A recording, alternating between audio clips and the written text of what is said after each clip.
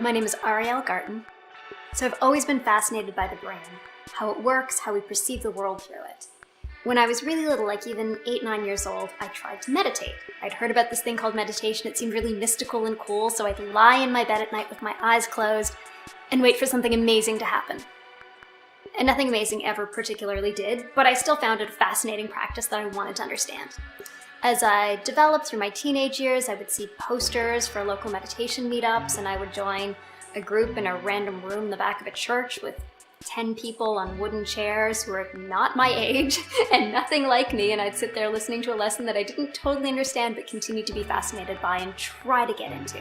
I'd go to the Buddhist temple down the street on Sunday mornings, and I'd sit there surrounded by people in robes, pretending to fit in and pretending I knew what I was doing. And of course, at none of these points did I actually understand what meditation was or how to do it. I then trained to become a psychotherapist. I worked as a neuroscientist, and as a psychotherapist, I was introducing mindfulness and meditation to my patients, at this point with a lot more background to it, but still found that there was a disconnect because people would go home and they'd not really meditate, and they'd come back and not really make progress.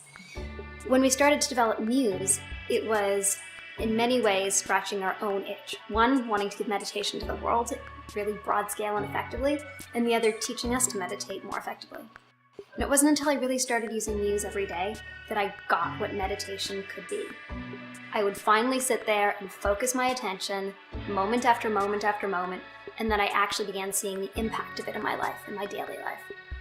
And so through using Muse, kind of the world of meditation became open to me.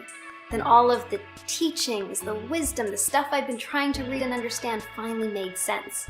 And I could go back and sit in the temple that I still didn't really feel like I belonged in, but I could sit there and actually know what I could be doing at that moment.